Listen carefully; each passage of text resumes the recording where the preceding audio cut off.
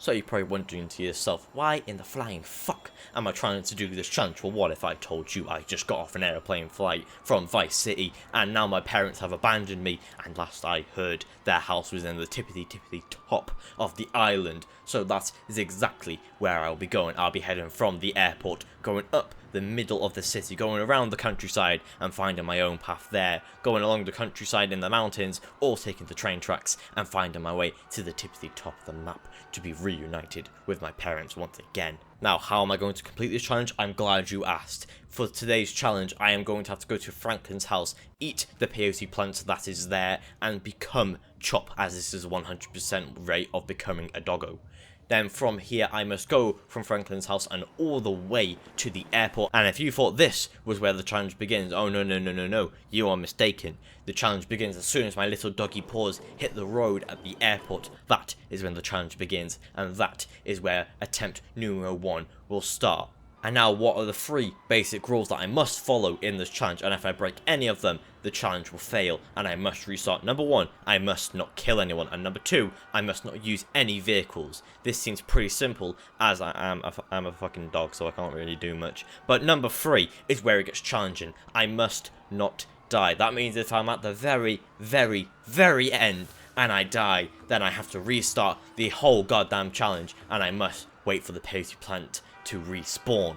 However, with that out of the way, let's begin the challenge.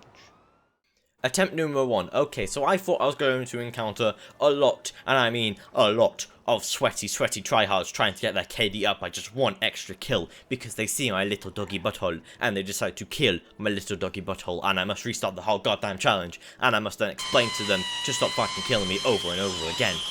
But no, nothing happened. No players interrupted with me. The only thing that scared me while I was in the city was explosions in the background. And this NPC that came out of fucking nowhere and almost killed me by taking half my goddamn health. I swear the NPCs in this game are fucking ludicrous, and they don't care about any pets at all. Even for human beings, they don't care for them. However, after that NPC incident, it was smooth sailing.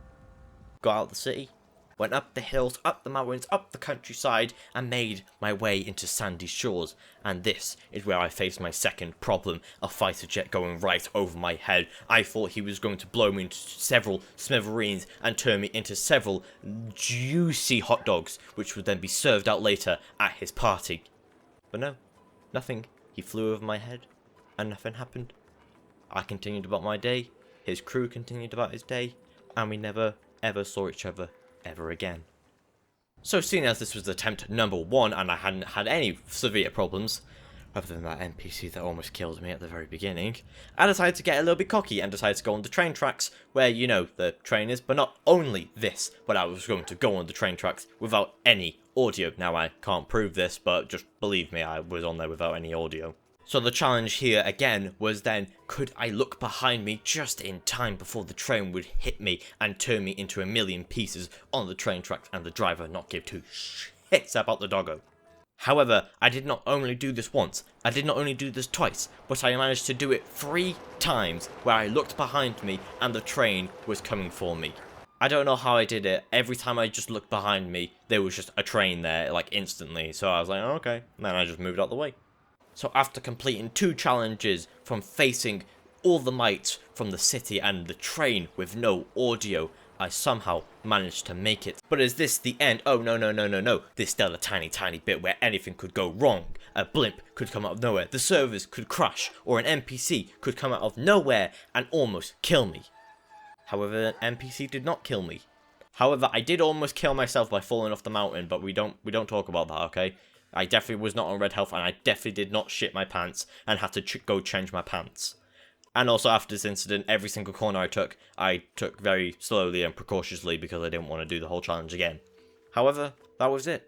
Challenge was completed. On attempt number 1, it was completed. So, doing this challenge, what have we learned? Well, we've learned either 2 things. Number 1, players in GTA Online have souls, and they have hearts, and they care for the little doggos on the streets, and they care for these animals, and they must be kept alive. This is why Rockstar should add animals in the game permanently.